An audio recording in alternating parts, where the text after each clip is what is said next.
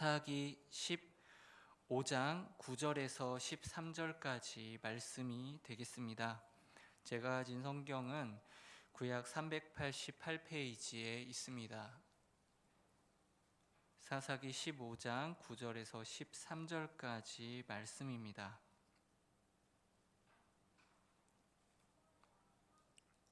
네, 교독하시고요.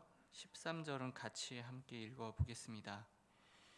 이에 블레셋 사람들이 올라와 유다의 진을 치고 레이에 가득한지라.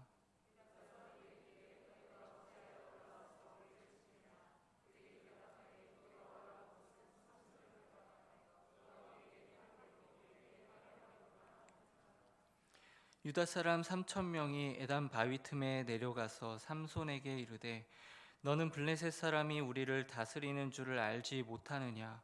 내가 어찌하여 우리에게 이같이 행하였느냐 하니 삼손이 그들에게 이르되 그들이 내게 행한 대로 나도 그들에게 행하였노라 하니라.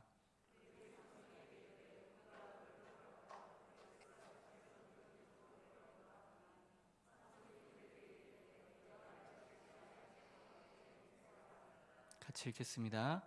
그들이 삼손에게 말하여 이르되 아니라 우리가 다만 너를 단단히 결박하여 그들의 손에 넘겨줄 뿐이요 우리가 결단코 너를 죽이지 아니하리라 하고 세밧줄 둘로 결박하고 바위 틈에서 그를 끌어내니라. 아멘.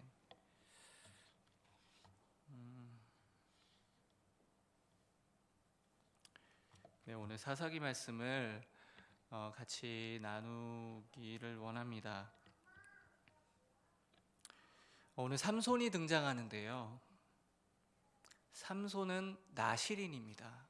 하나님이 특별하게 거룩하게 부르신 나실인입니다. 그 탄생 과정도 주의 사자가 미리 와가지고 그의 탄생을 고제 마치 예수님처럼 그렇게 했을 정도로 아주 특별한, 그렇게 하나님 특별하고 거룩하게 구별하신 나실인이었습니다. 하지만 그럼에도 불구하고 나실인으로서 지켜야 할 것들이나 또 사사로서 감당해야 할 것들에 대해서 거의 이 삼손의 삶을 보면 그걸 모르는 건 아닌데 알고 있는데 전혀 그것이 자기에게 자기가 지켜야 할 것으로 하나님의 뜻을 따라서 자신이 거룩하게 구별되어서 살아가야 하는 그런 사람으로서 인지하고 인식하고 의식하면서 살아가는 것이 아니라 조금도 염두하지 않는 그런 삶의 일화를 오늘 말씀을 통해서 보게 되는 것입니다. 나실인이 지켜야 할 그런 포도주나 독주를 마시지 말아야 하고 또 시체를 만지지 말고 삭도를 머리에 대지 말라는 그 어떤 금기된 명령도 다 무시하고 깨버리는 것이 바로 삼손입니다.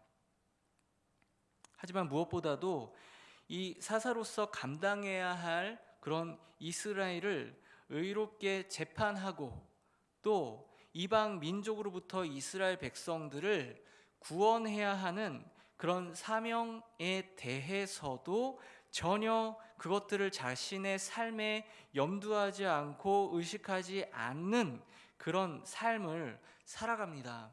이렇게 해야 될 것들은 하지 않고 하지 말아야 할 일들을 하는 것을 보게 되는데 거의 이 사사기와 이 사사기가 이 삼손에 대한 이야기가 시작되면 그런 삼손에 대한 기록이 시작되면서 종결되기까지 거의 모든 사건에 관련되어 있었던 내용이 뭐냐면 여자와 얽힌 내용이라는 거예요. 다 보면 여자로 시작해서 여자로 거의 끝나는 그런 모습을 보여줍니다. 그런 여자들로 문제가 터지고 그 여자들 때문에 이 블레셋 사람들을 죽이죠. 그러니까 이스라엘의 사사로서 이 블레셋 사람들을 물리치거나 죽이는 것이 아니고 자기 자신의 분노와 복수를 위해서 끝까지 심지어 마지막에 그 신전 기둥에서 이렇게 자폭해가지고 죽을 때조차도 하나님을 위해서 그 일을 한 것이 아니고 이번만 나의 복수를 위해서 하나님 힘을 달라고 이렇게 해서 하는 것을 보게 되는 거죠. 물론 저희들이 지금 이 사사기 이 삼손에 대한 그런 역사에 대한 어떤 기록을 우리가 볼 때에 삼손 자체에 대해서도 사실 저희들이 해야 될 나눠야 될 말씀이 많이 있지만 이 사사기는 우리에게 이 삼손 자체만에 대한 이 말씀뿐만 아니라 그것뿐만 아니라 오늘 우리는 좀 더 삼손 자체에 우리가 좀 관심을 두고 보기보다는 이 삼손과 함께했던 그 시대를 살아갔던 이스라엘 백성들에게 좀 더 초점을 맞춰서 저희가 이 본문을 좀 이해를 했으면 좋겠습니다. 저희가 오늘 사사기 15장을 보았는데요. 이 사사기에 대한 기록은 15장에서 끝나지 않죠. 그 다음 16장을 보면 또 삼손에 대한 내용이 나옵니다.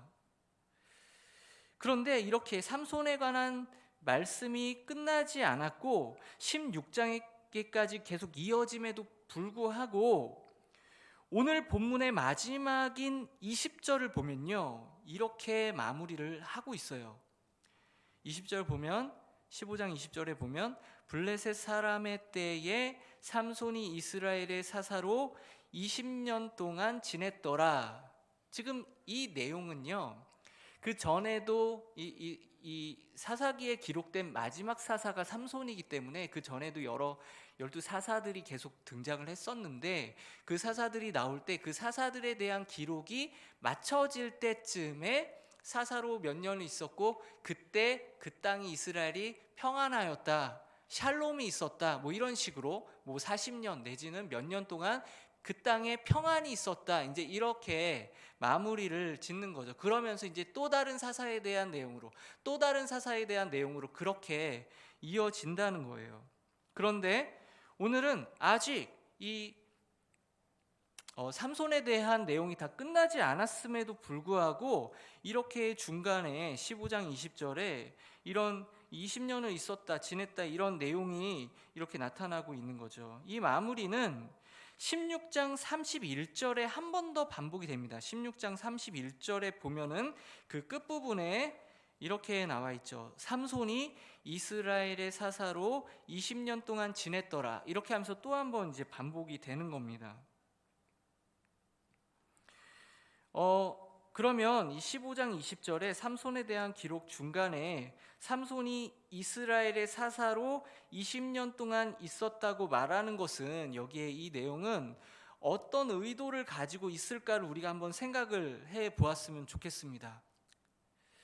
자, 근데 우리가 이제 본문으로 들어가서 우리는 이 사사기 15장 20절에 삼손이 20년 동안 지냈다고 말씀하고 있는데 그 앞에 뭐가 붙어요. 그렇죠. 시작할 때 삼손이 그 전에 뭐가 붙습니다. 어떤 내용이 붙습니까? 이렇게 시작을 하는 거죠. 블레셋 사람의 때에, 이렇게 하고 있어요. 이 블레셋 사람의 때라는 것이 이 삼손이 이스라엘을 다스리던 사사 시절에 이 이스라엘과 대립각을 세워가지고 원수관계에 있었던 나라가 블레셋이라는 것을 알려주는 건가? 우리가 그렇게 생각할 수 있지만 그렇지 않습니다. 여기서 오히려 이 블레셋 사람의 때라는 것은 무엇을, 이 본문이 이 삼손에 대한 내용이 끝나지 않았음에도 중간에 무엇을 우리에게 상기시켜 주냐면, 이때가 이 블레셋 사람이 이스라엘 백성들을 다스리던 때라는 거예요. 이스라엘 백성들을 다스리던 때였고 삼손이 사사로서 20년을 지냈다는 거죠. 사사로서 이스라엘을 삼손이 20년 동안 다스렸다고 하고 있잖아요. 그냥 사사로서 20년 동안 지냈다, 있었다, 그냥 이렇게 하고 있습니다.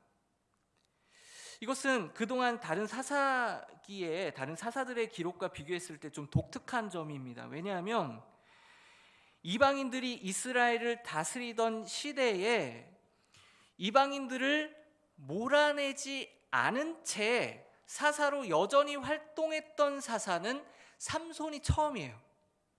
그러니까 무슨 말이냐면, 그 전에 앞전에 있었던 다른 그 사사들의 경우에는 그 사사들이 이스라엘을 괴롭히던 나라가 뭐 메소포타미아든 모압이든 가나안이든 미디안이든 그 나라들이 침략을 해서 이스라엘을 괴롭힐 때 사사가 등장해서 뭘 하죠?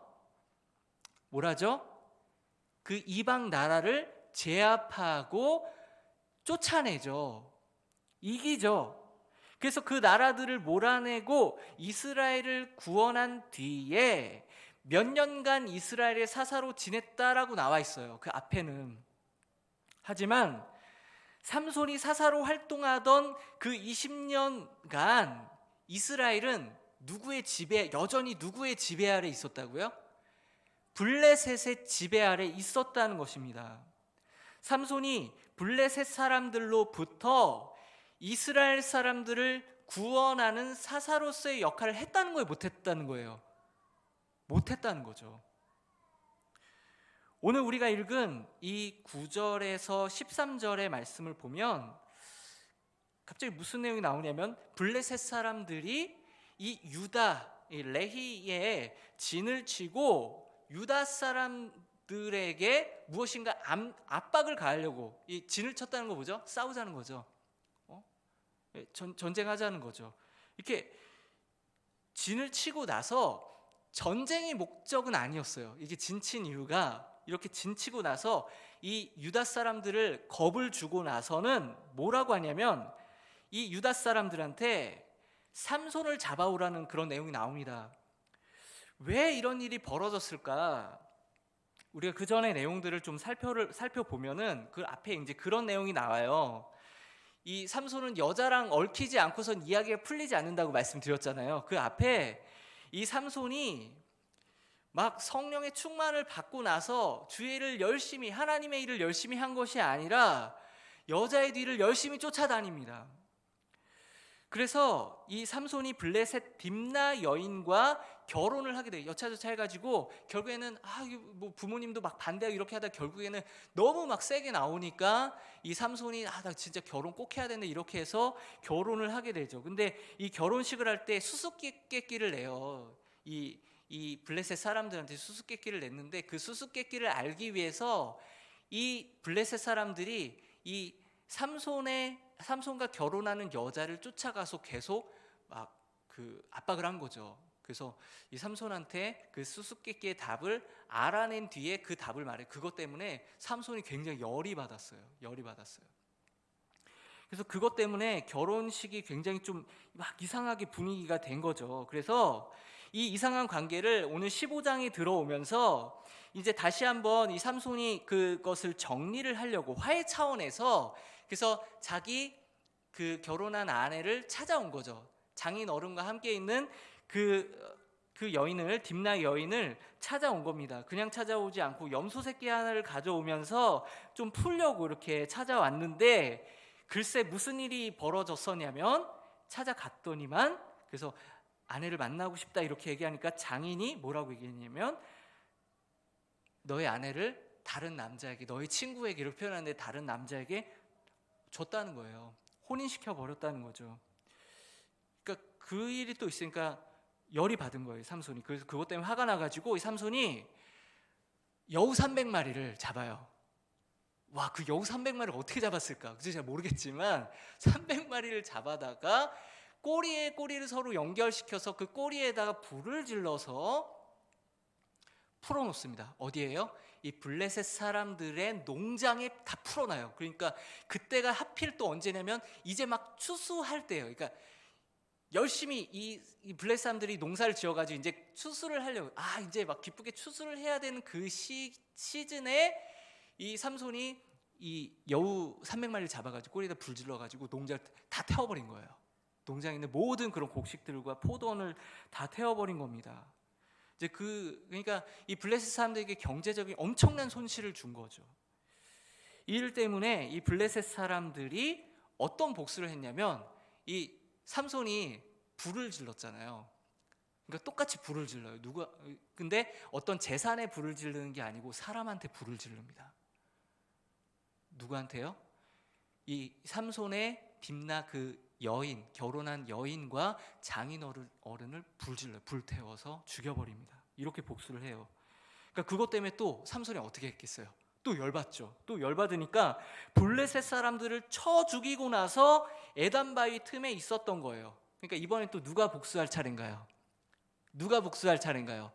블레셋 사람들이 복수할 차례가 오고 턴이 돌아온 거죠. 그것 때문에 이 블레셋 사람들이 유다에 와서, 그러니까 삼손한테 직접 와가지고 삼손을 막 잡고 이렇게 한 것이 아니고 유다 백성들한테 와가지고 뭘 요구하는 거죠? 삼손을 잡아라. 그러니까 진치고 있었다는 거 뭐죠? 삼손 안 잡으면 쳐들어간다. 다 쑥대밭 만들어 버린다. 이런 거죠. 지금 이런 배경입니다. 오늘 저희가 이스라엘 백성들에 대한 내용을 살펴보기 전에 좀 배경으로 알고 계셔야 이 이스라엘 백성들의 상황을 좀 이해하실 수 있을 것 같아서 말씀을 드린 거예요. 그런데 여기서 우리가 본문을 살펴볼 때, 이제 오늘 우리가 읽었던 본문입니다. 이제 우리가 읽었던 본문의 내용을 살펴볼 때에 이스라엘 백성들로부터 좀 이상한 점을 우리가 발견하게 돼요. 자, 이제 그 내용을 보면은 제가 다시 한번 그 말씀에 해당되는 그런 그 말씀을 한번 읽어드리겠습니다. 10절부터 읽어드릴게요. 유다 사람들이 이르되 너희가 어찌하여 올라와서 우리를 치느냐? 그들이 대답하되 우리가 올라온 곳은 삼손을 결박하여 그가 우리에게 행한 대로 그에게 행하려 함이로다 하는지라. 그러니까 11절에 유다 사람 3,000명이 삼손이 에단바위 있었는데 삼손 에단바위 틈에 내려가서 삼손에게 이르되 너는 블레셋 사람이 우리를 다스리는 줄을 알지 못하느냐?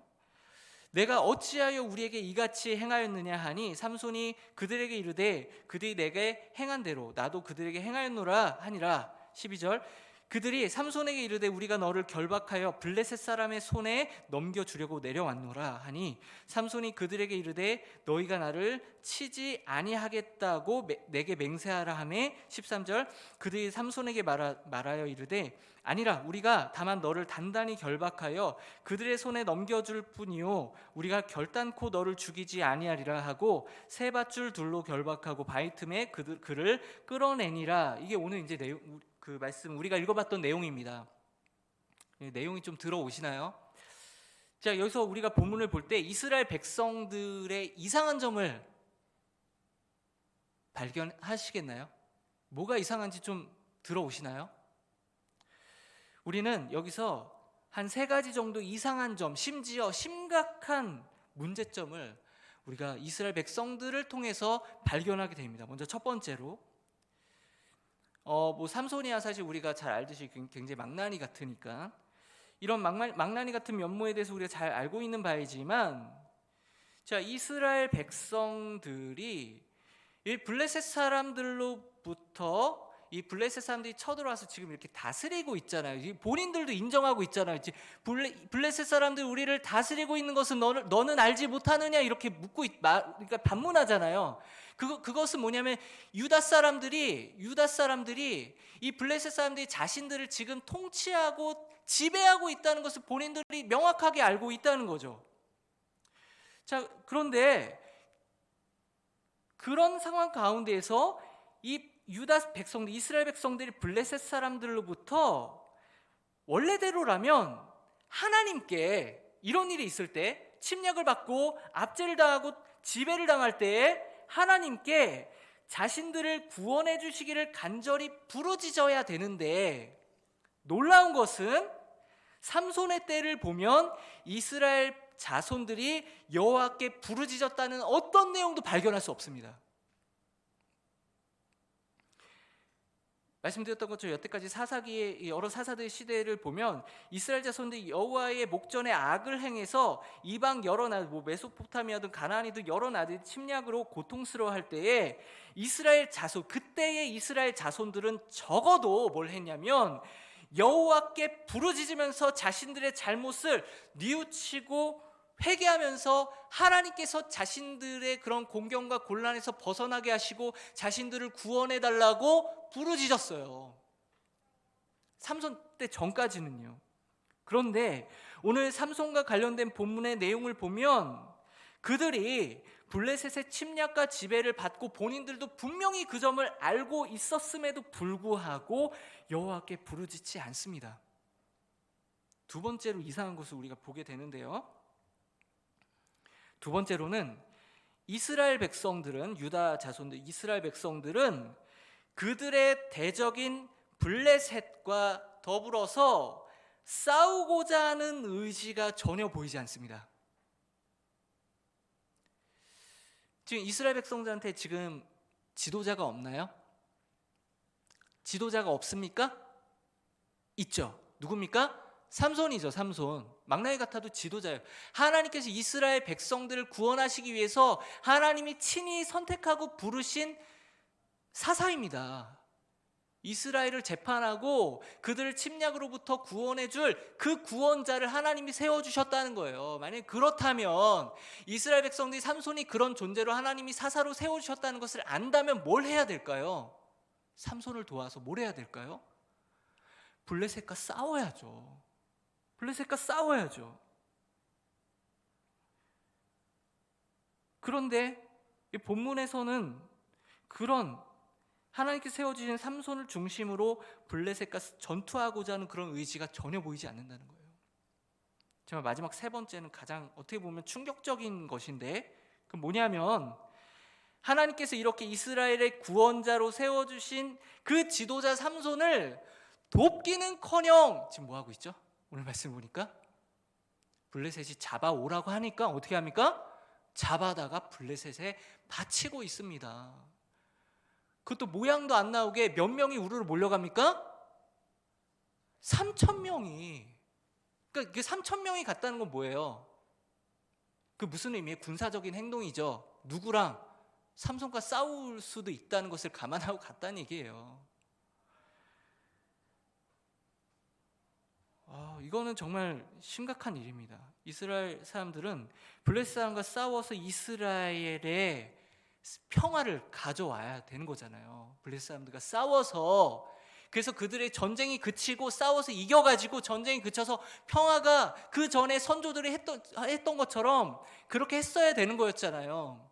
근데 그들은 그런 식으로 평화를 가져오지 않습니다. 그들도 평화를 원하긴 원해요. 그냥 조용했으면 좋겠다, 이런 평화 있잖아요. 조용했으면 좋겠다, 나한테 해가 없었으면 좋겠다, 이런 평화. 도리어 그것을 위해서, 그 거짓 평안, 잠깐의 그런 안락과 평안을 위해서 하나님께서 세우신 사사 삼손을 그들의 평안을 위협하는 존재로 취급했다는 거예요. 그러니까 삼손이 자신들의 평화를 위해 하나님이 주신 사람으로 여긴 것이 아니라 오히려 이 삼손이 자신들의 평화를 깨는 존재로 봤다는 거예요. 그래서 그 자신들의 그 거짓 평안, 그 안락함을 위해서, 잠깐의 그 조용함을 위해서 삼손을 블레셋에 잡아다 바친 거죠. 아시겠지만 사사기는요, 가면 갈수록 점점 어두워지거든요. 사사기 시대가 지나면 지날수록 점점 상태가 좋아지는 게 아니고 점점 나빠져요. 그러니까 이 삼손이 마지막 사사라고 했다는 그 얘기는 뭐냐면, 삼손 때 가장 영적으로 타락하고 어둠 가운데 있었다는 것을 말하는 거죠. 가장 이 사사기 시대 중에서 가장 영적인 암흑의 절정기에 해당된다는 거예요. 이것이 삼손의 때인 영적 암흑의 절정기에 이스라엘 백성들에게 나타났던 특징입니다. 그것이 무엇입니까? 한마디로 이스라엘은 이 자신들을 다스리는 이 블레셋의 통치와 이 폭정에 길들여져서 더 이상 하나님의 구원을 소원하지 않았다는 거예요. 하나님이 자신들을 구원해 주시기를 원하지 않았다는 거예요. 그들은 이 블레셋의 지배로 인해서 조공을 바쳐야 했을 겁니다. 그리고 또 여러 경제적인, 그런 또 정치적인 불이익이 있었을 것입니다.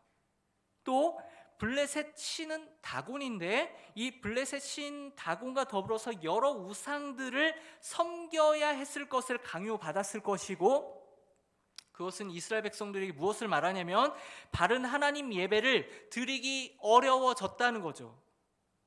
하지만 이런 막 폭력과 억압만 있었던 건 아니죠. 하지만 이 우상 숭배와 더불어 행해지는 여러 음란한 그런 성행위와 여러 음란한 문화들과 여기 본문에서도 이렇게 혼인잔치 때 막 음주를 막 하는 그런 모습을 보는데, 음주와 더불어서 횡행했던 여러 가지 그런 향락적인, 쾌락적인 문화들에 점차 익숙해졌던 것입니다. 아, 블레셋의 지배가 나쁘지만은 않구나. 우리에게 때로는 꿀이 떨어지는구나. 그렇게 생각했을 거라는 거예요. 그래서 블레셋의 지배가 점차 그들이 길들여지면서 그런 지배와 문화가 편해지고 심지어는 좋아지기, 즐기기까지 했다는 것입니다. 그들은 두려운 통치라는 채찍과 또한 블레셋의 음란한 그런 쾌락이라는 꿀에 이렇게 길들여졌다는 거예요. 그래서 그 결과 뭘 하지 않았어요? 하나님께 부르짖지 않았다는 거예요. 하나님의 구원을 바라지 않았다는 거예요. 하나님이 보내주신 삼손과 더불어서 그들과 싸우지 않았다는 겁니다. 오히려 하나님 세워주신 그 지도자를 그냥 갖다 바치는 이런 배신까지 하게 된 거죠. 이런 이스라엘의 모습은 오늘날 바로 우리 한국교회의 모습과 너무나 닮아 있다고 저는 생각합니다. 영적인 암흑이 비교적 약할 때에 그런 우리의 선배들의 그런 교회 때에는 자신들을 괴롭히는 여러 가지 그런 죄의 그런 문화와 세상에 대해서 교회를 공격하고 핍박하는 그런 세상에 대해서 몸부림치면서 그것들이, 그런 죄가, 그런 세상이 자신들을 지배하지 못하게 해달라고, 내가 그 죄에 대해서 싸워 승리할 수 있게 해달라고 하나님께 간절히 부르짖었습니다.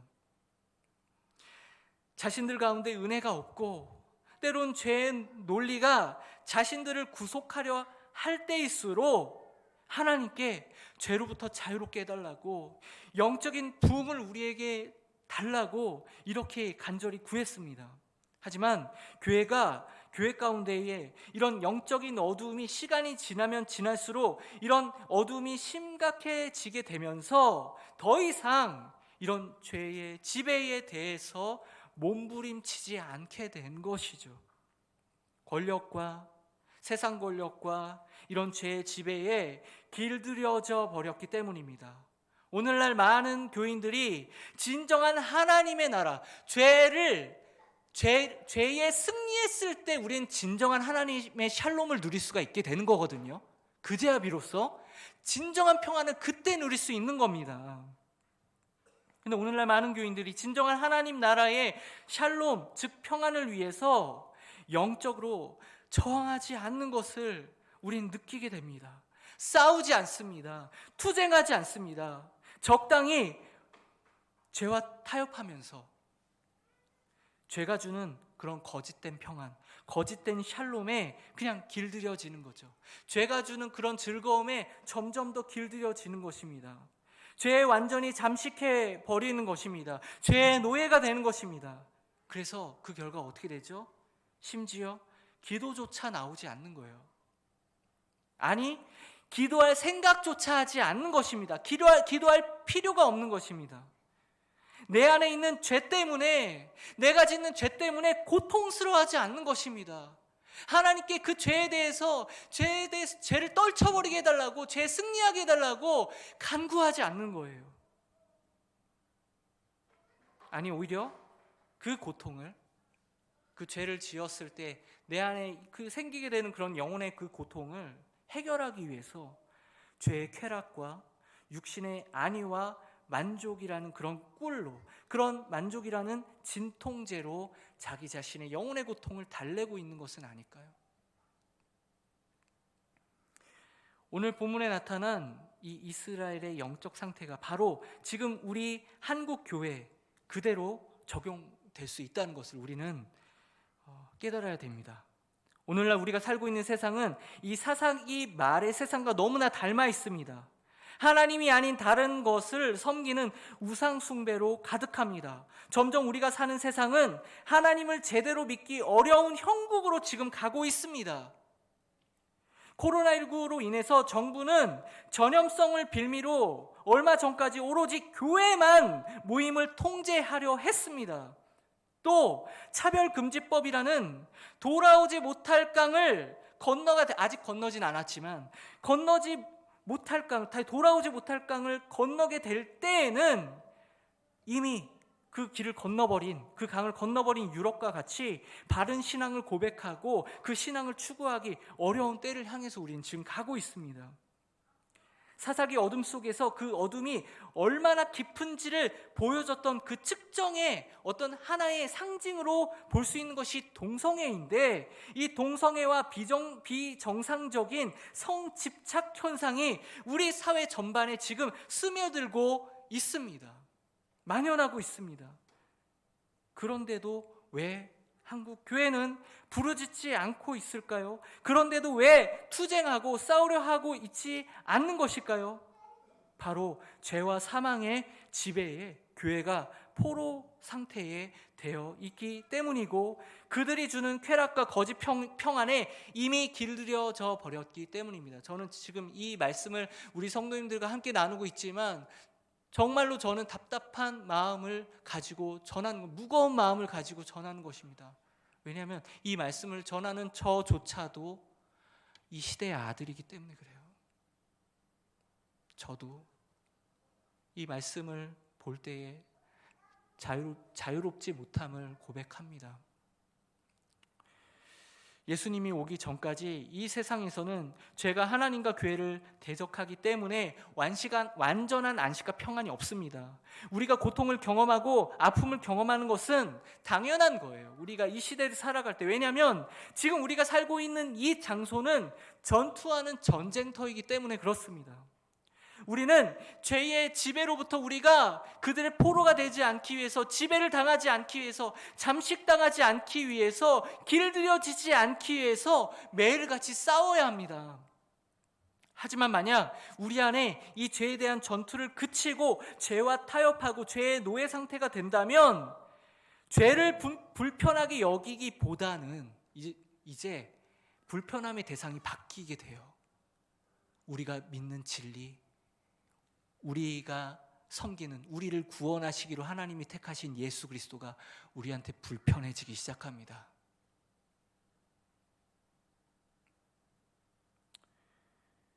그래서 예수 그리스도의 복음과 그의 말씀을 우리가 불편하게 여기고 우리로부터 몰아내려 할 것입니다.